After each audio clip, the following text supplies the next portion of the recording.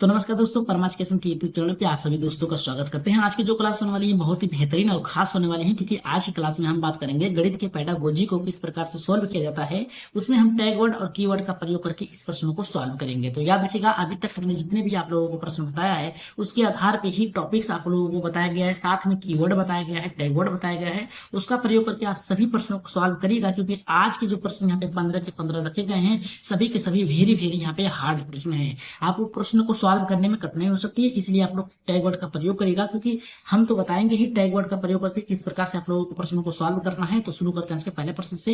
लेकिन आगे बढ़ने से पहले बता दें कि जितने भी लोगों ने अभी तक हमारे चैनल को सब्सक्राइब नहीं किया तो सब्सक्राइब करके एक बार शेयर कर दीजिए अपने अपने ग्रुप में। साथ में टेलीग्राम चैनल को ज्वाइन कर लीजिएगा, वहां से आप लोगों को पीडीएफ मिल जाएंगे। टेलीग्राम का लिंक आप लोगों को डिस्क्रिप्शन में मिल जाएगा, या फिर व्हाट्सएप में जुड़कर आप पीडीएफ प्राप्त कर सकते हैं क्लास के बाद।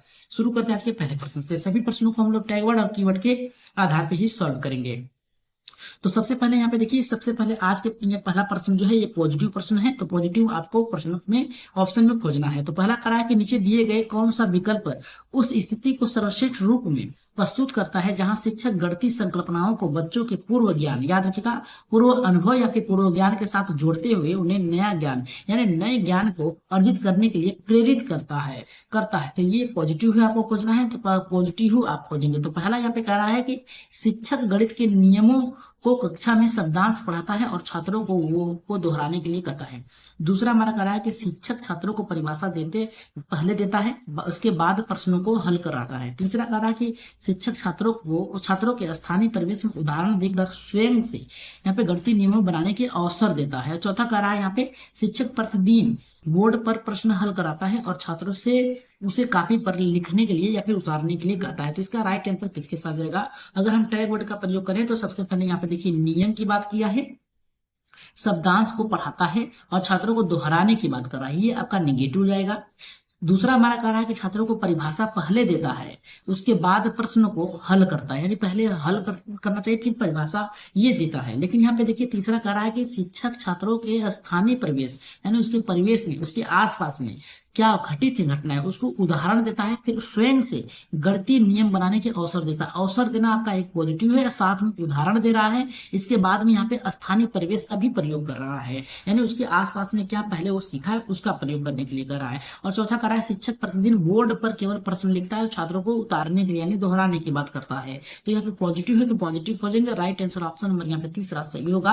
आगे बढ़ते हैं, यहाँ पे इसकी व्याख्या क्या है उसको देख लेते हैं। व्याख्या में बताया गया है कि यह संरचनावादी दृष्टिकोण का उदाहरण है जहां शिक्षक छात्रों को उसके अनुभवों के साथ जोड़कर गणित सिखाता है और यह पद्धति दीर्घकालीन समझ को बढ़ावा देता है।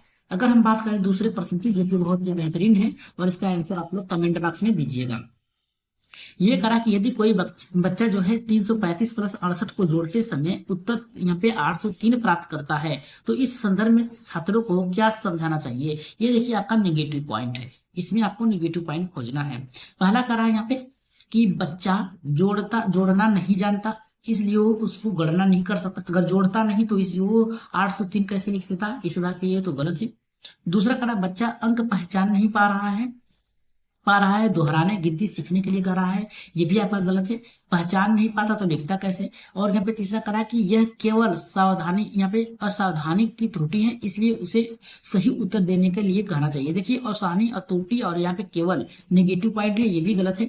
और चौथा हमारा यहाँ पे देखिए क्या कह रहा है, चौथा ये कह रहा है हमारा कि बच्चे संकल्पना को मूल त्रुटि है। ये देखिए कह रहा है कि बच्चे की संकल्पना में कोई मूल त्रुटि है, यानी जोड़ने में कोई कठिनाई है, जिसे खोज कर सुधार हेतु विशेष रणनीति अपनानी चाहिए। राइट आंसर ऑप्शन नंबर यहाँ पे चौथा सही होगा। अगर हम बात करें यहाँ पे तीसरे प्रश्न की, लेकिन उससे पहले व्याख्या दिया गया है, कह रहा कि यह एक गहन संकल्पनात्मक त्रुटि है जिसका तात्पर्य बच्चा जो है उसके अंकों की पद्धति या स्थानीय मान प्लेस वैल्यू की भी समझ नहीं कर पा रहा है। केवल उत्तर बताना पर्याप्त नहीं है, बल्कि सोच की गलती, यहाँ पे गलती को समझना भी आवश्यक होता है। अगर हम बात करें यहाँ पे नेक्स्ट प्रश्न की, जो कि बहुत ही बेहतरीन है, तीसरा प्रश्न ये देखिए हमारा क्या जा रहा है कि नीचे दिए गए कौन सी यहाँ पे शिक्षण पद्धति वास्तविक जीवन की स्थितियों को गणितीय अवधारणा को जोड़ने में सर्वोत्तम उदाहरण मानी जाती है। पहला कर रहा है हमारा कि शिक्षक गणितीय सूत्रों को बोर्ड पर समझाता है और अभ्यास कराता है।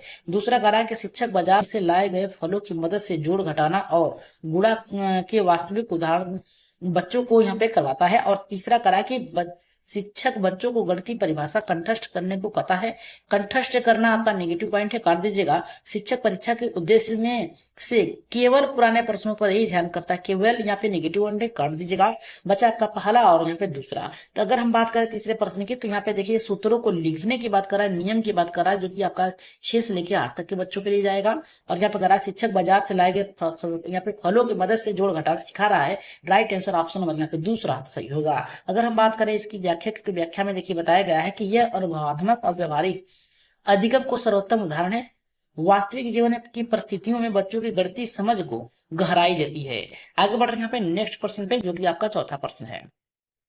अगर क्लास बेहतर लग रही है तो एक बार सब्सक्राइब कर लीजिएगा, साथ में लाइक करना ना भूले। जितने भी लोगों ने देखा है अभी तक क्लास को लाइक नहीं किया तो लाइक कर दीजिएगा ईमानदारी से। करा कि एक बच्चा कहता है कि किसी भी संख्या में जीरो की गुणा करने पर वही संख्या आती है। इस कथन के आधार पर शिक्षक को प्राथमिक जिम्मेदारी क्या होगी? शिक्षक की जो प्राथमिक जिम्मेदारी क्या होगी, यानी पहला कर्तव्य क्या होगा? पहला करा कि बच्चों को फेल घोषित कर देना चाहिए, नेगेटिव पॉइंट है, काट दीजिए।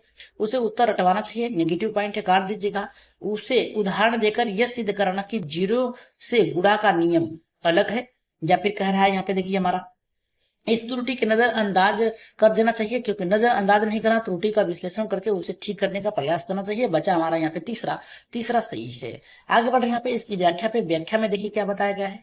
इसमें बताया गया है कि यह एक गंभीर भ्रांति है, इसे तुरंत और उदाहरण के स्पष्ट करना चाहिए, आवश्यक होता है, ताकि भविष्य में ऐसी गलतियां न दोहराई जा सके बच्चों के द्वारा। अगर हम बात करें 5वें प्रश्न की, तो इसमें बताया गया है कि गणित की कक्षा में कुछ छात्र मौखिक रूप से तेज है लेकिन सीखने में समय लगाते हैं। शिक्षक उसके लिए कौन सी रणनीति अपनानी चाहिए शिक्षक को? तो पहला करा कि उन्हें कम समय देना ताकि वो अभ्यास कर सके, उन्हें कम समय देना ताकि वे अभ्यास कर सकें, ऐसी बात नहीं, गलत है।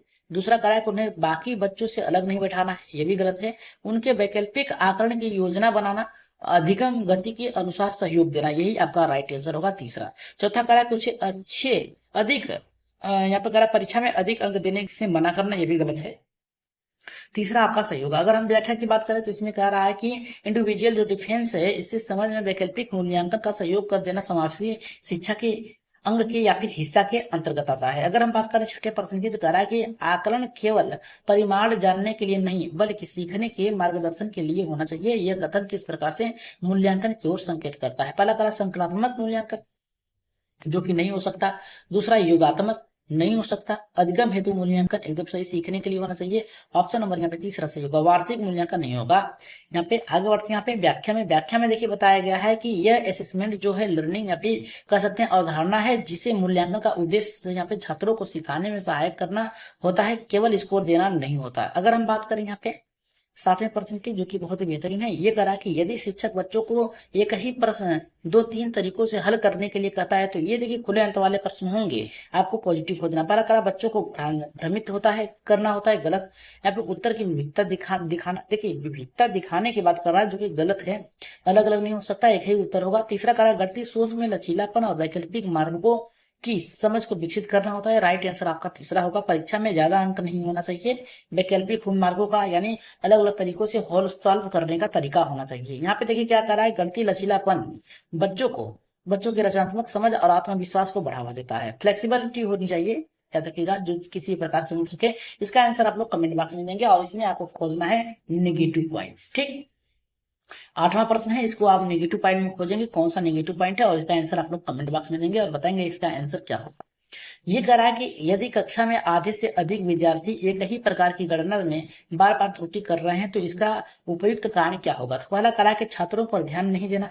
दूसरा कहा कि प्रश्न कठिन होते हैं। तीसरा कहा कि शिक्षण विधि या अवधारणा में कुछ खामी है जिसे सुधारना चाहिए। और चौथा कहा कि पाठ्य पुस्तक में गलती होगी। सबसे पहले आप प्रश्न पढ़िए। प्रश्न में ये कहा कि यदि कक्षा में आधे से अधिक विद्यार्थी, मतलब मान लीजिए यहाँ पे 4 बच्चे हैं, तो इसमें से 3 बच्चे जो है यहाँ पे गलतियां कर रहे हैं, यहाँ पे प्रकार की एक ही प्रकार की गणना में बार बार त्रुटि कर रहे हैं, और इसका उपयुक्त कारण क्या होगा? यानी 4 में से 3 बच्चे हमेशा गलतियां कर रहे हैं, एक बच्चा सही कर रहा है, लेकिन 3 बच्चों को सुधारना है, तो किस प्रकार से आप सुधारेंगे? तो पहला कहा छात्रों पर ध्यान नहीं देना, प्रश्न कठिन होते हैं, शिक्षण विधि अवधारणा में कुछ खामी है जिसे सुधारना चाहिए, और चौथा करा है कि पाठ्य पुस्तक में गलतियां। इसका आंसर आप लोग कमेंट बॉक्स में दीजिएगा और बताइएगा कि इसका आंसर क्या होगा। अगर हम बात करें 9वें प्रश्न की, तो 9वां प्रश्न बहुत ही बेहतर और खास है। ये करा है कि शिक्षक ने कक्षा में यहाँ पे समरूप त्रिभुज की अवधारणा, समरूप त्रिभुज यानी समान त्रिभुज की अवधारणा सिखाते समय यहाँ पे करा छात्रों से कहा यदि दो त्रिभुजों की सभी कोण समान है, मान लीजिए दो त्रिभुज, ठीक, ये जो है समान है, यदि आकृति उलट दी जाए, यानी करा कि आकृति उलट दी जाए, ठीक है, उलट दी जाए तब भी क्या समरूप मानी जाएगी। इस स्थिति में शिक्षक को क्या करनी चाहिए? पहला करा कि छात्रों को उत्तर न देकर चुप रहने के लिए करना चाहिए, ये गलत है। दूसरा करा छात्रों को निर्देश नहीं दे सकते हैं, इतना आप लोग क्या करिएगा, याद रखिएगा, रटना भी नहीं, गलत है। तीसरा करा कि छात्रों के तर्क विचार करते हुए उसे आकृति बनाकर समझाने के लिए प्रेरित करना चाहिए। ऑप्शन नंबर यहाँ पे तीसरा सही होगा। चौथा करना छात्रों को यह कहना कि ये विषय से भटक रहे हैं, ये भी गलत है, विषय से भटक रहे हैं, गलत है। राइट आंसर तीसरा सही होगा। यहाँ पे देखिए क्या कह रहा है कि यह एक प्रश्न छात्र की गहराई सोच क्षमता को दर्शाता है। शिक्षक को एक्सप्लोरेटरी और अप्रोच याद रखिएगा बनाते हुए बच्चों को सोचने और प्रयोग करने के अवसर देना चाहिए। आगे बढ़े, यहाँ पे नेक्स्ट प्रश्न है जो कि आपका यहाँ पे 10वां है। इसमें आप लोगों को क्या खोजना है? नेगेटिव पॉइंट खोजना है।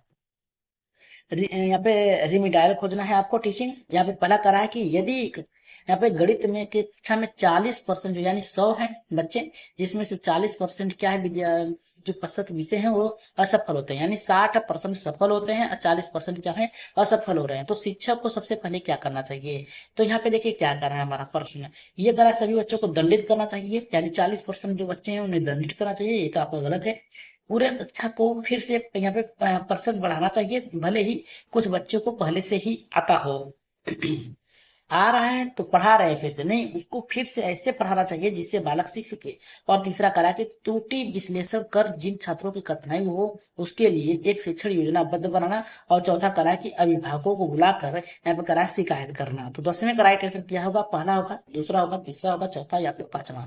देखिए इसका राइट आंसर जो अगर हम बात करें तो तीसरे के साथ जाएगा। त्रुटि विश्लेषण यानी क्या त्रुटियां उसका विश्लेषण करेंगे, फिर जिन छात्रों की कठिनाई हो रही है उसके लिए शिक्षण योजनाबद्ध अलग से यहाँ पे करें कि बाल केंद्रित शिक्षक प्रयोग करेंगे या फिर उनकी योजनाएं जो है उसको बदल कर सिखाना चाहिए। अगर हम बात करें इसकी व्याख्या की तो इसमें बताया गया है यह स्पष्ट रूप से रिमिडाइल टीचिंग से आवश्यकता को दर्शाता है। सभी छात्रों को एक जैसा व्यवहार करना समाधान नहीं है, विशिष्ट समस्या पहचान और समाधान जरूरी होता है। अगर हम बात करें यहाँ पे नेक्स्ट प्रश्न जो कि 11वां है, 11वें में हमारा कर रहा है यहाँ पे पॉजिटिव खोजना है, आपको याद रखिएगा, हायर ऑर्डर थिंकिंग खोजना है। कर रहा है यहाँ पे पॉजिटिव शब्द खोजना है। शिक्षक बच्चों को एक स्थिति देता है, आप एक बगीचे के चारों ओर बाग लगाना चाहते हैं जिसकी चारों भुजाएं समान, बाग लगा रहे हैं जिसकी चारों भुजाएं क्या है, समान है। मान लीजिए कुछ, मान लीजिए 2 ये भी, 2 ये भी, 2 ये भी, 2 ये भी, ठीक है, समान है। यदि एक भुजा कितना का है? 8.5 का है, मीटर का है, मीटर का है, ठीक है। तो कुल बाढ़ के यहाँ पे आवश्यकता होगी। इस प्रकार के प्रश्न में क्या है, यानी देखिए यहाँ पे 8.5 गुणे 4 करिए, ठीक, सभी समान है। तो ये क्या है, क्या दर्शाता है, किस सोच को विकसित करता है? पहला करा है केवल गणना कौशल को, गलत है। संख्यात्मक त्रिमिति की बात कर रहा है जो कि गलत है आपका है।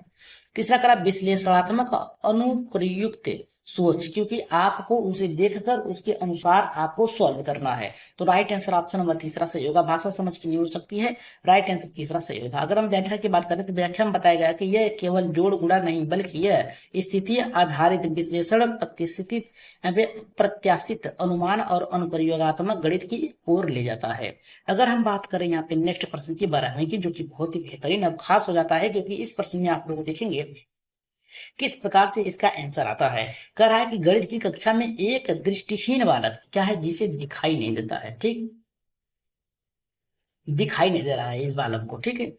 तो त्रिभुज की अवधारणा कैसे समझा सकता है ताकि छात्र समुचित रूप से उसे अनुभव कर सके। एक बालक है जो अंधा है, उसे कुछ दिखाई नहीं दे सकता, लेकिन त्रिभुज पढ़ाना है तो आप किस प्रकार से उसे ये अवधारणा देंगे कि बालक समुचित रूप से उसे यानी सही ढंग से सीख सके। तो पहला करा है कि त्रिभुज की परिभाषा मौखिक रूप से पढ़कर सुनाना। मौखिक रूप से पढ़ देंगे लेकिन उसे स्थिति का अनुभव कैसे होगा, ये गलत है। नेक्स्ट करा त्रिभुज की आकृति ब्लैक बोर्ड पर बनाकर सबको दिखाना। आप सबको दिखा सकते हैं लेकिन जो अंधा बालक उसे कैसे दिखाएंगे। यहाँ पर करा तीसरा कि त्रिभुज के किनारों को उभरे हुए रेखा चित्र, यानी आप क्या करेंगे यहाँ पे इसका इस तरीके से बिंदु का प्रयोग करेंगे, बिंदु चार्ट का जो उभरा हुआ जिसे बालक छू कर अनुभव कर सके।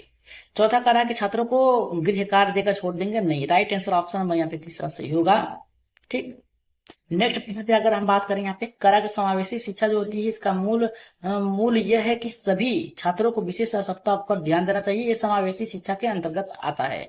अगर हम बात करें यहाँ पे नेक्स्ट प्रश्न की जो कि 13वां प्रश्न है, ये हमारा इसमें पूछना है आपको पॉजिटिव। करा कक्षा में जब एक बच्चा कोई गणितीय उत्तर गलत करता है और शिक्षक उसे उत्तर बताने के बजाय पूछता है कि तुमने ऐसा उत्तर कैसे निकाला, तो इसका उद्देश्य क्या होगा। पहला करा बच्चों को शर्मिंदा करना, नहीं, इतना याद रखिएगा, ये इसका पर्पज नहीं है।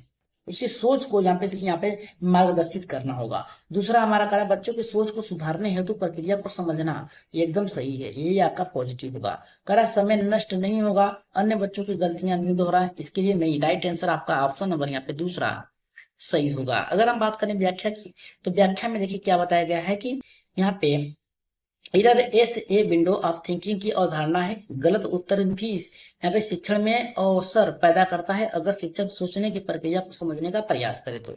अगर हम बात करें यहाँ पे नेक्स्ट प्रश्न की, जो कि 14वां प्रश्न है, जो कि बहुत ही बेहतरीन है। ये हमारा कह रहा है कि एक शिक्षक इकाई पढ़ाने के बाद यहाँ पे छात्रों से कहता है कि अब तुम इस विषय पर एक छोटी कहानी बनाओ जिसमें गणितीय अवधारणाओं से जुड़ी हो। यह किस प्रकार के मूल्यांकन को दर्शाता है। पहला करा कि मानक परीक्षण आधारित मूल्यांकन है। दूसरा करा औपचारिक मूल्यांकन सोचने और यहाँ पे अभिव्यक्ति पर केंद्रित है। तीसरा करा कि केवल मौखिक परीक्षा पर है। चौथा करा कि परीक्षा यहाँ पे पाठ्य पुस्तक आधारित मूल्यांकन है। तो इसका राइट आंसर क्या होगा, आपको पॉजिटिव खोजना है। तो पॉजिटिव आप देखिए, इसमें से आपके दूसरे प्रश्न में मिलेगा अनौपचारिक मूल्यांकन, जो सोच अनौपचारिक मतलब जो नहीं है उस पर विचार करने की बात कर रहा है, यानी कहानी पे अभिव्यक्ति को केंद्रित करता है। राइट आंसर ऑप्शन नंबर यहाँ दूसरा सही होगा। अगर हम बात करें यहाँ पे इसकी जो व्याख्या है उसमें करा कि फॉर्मेटिव असेसमेंट के रूप में जिसमें छात्रों की रचनात्मक समझ और अभिव्यक्ति कौशल को आंकने का प्रयास किया जाता है। आज की क्लास का लास्ट प्रश्न है, इसमें हमें खोजना है नेगेटिव, जिसमें यहाँ पे अब्स्ट्रैक्ट कंसेप्ट और हैंडलिंग खोजना है। इसके अंतर्गत आप देखेंगे कि इसका आंसर क्या होगा। यहाँ पे देखिए करा एक शिक्षक कक्षा 5 के बच्चों को फिन यानी फ्रैक्शन, याद रखिएगा, फ्रैक्शन की अवधारणा को पढ़ाते समय बिना किसी सामग्री सीधे संख्याओं के साथ गुणा भाग शुरू करवा दिया। इससे छात्रों में क्या यहाँ पे समस्या उत्पन्न हो सकती है। पहला करा छात्र ज्यादा जल्दी सीखेंगे। दूसरा छात्र गणना में परंपरागत हो जाएंगे। तीसरा करा के छात्र केवल प्रक्रिया समझने हेतु परंतु वास्तविक अर्थ नहीं समझ सके। और चौथा करा के छात्रों को याद रखने में आसानी होगी। इसका आंसर आप लोग कहाँ देंगे, 15वीं का कमेंट बॉक्स में देंगे। ठीक, कमेंट बॉक्स में बताइएगा और बताइएगा कि आज की क्लास कैसी लगी। अगर क्लास बेहतर लगी आज की तो एक बार लाइक शेयर सब्सक्राइब जरूर करिएगा और बताइएगा कि आज की क्लास में आप लोगों ने क्या सीखा और किस प्रकार से प्रश्नों को सॉल्व करना है। आप लोगों को क्लास बेहतर लगी या फिर नहीं, इसका भी आप राय दे सकते हैं। तो आज की क्लास के लिए इतना ही, धन्यवाद। लेकिन आगे जाते जाते सब्सक्राइब जरूर करिएगा और शेयर कर दीजिएगा अपने अपने ग्रुपों में। साथ में टेलीग्राम चैनल को ज्वाइन कर लीजिएगा। ज्वाइन करके आप लोग क्या कर सकते हैं, हमें सपोर्ट कर सकते हैं और वहां से पीडीएफ प्राप्त कर सकते हैं। तो आज के लिए इतना ही, धन्यवाद। जाते जाते आप लोग यही कहेंगे आप लोगों से कि आप लोग अपना प्रिपरेशन जारी रखिएगा। कभी भी एग्जाम का नोटिफिकेशन जारी हो सकता है सीटेट के, तो अपनी तैयारी मजबूत रखिएगा। तो आज के लिए इतना ही, धन्यवाद।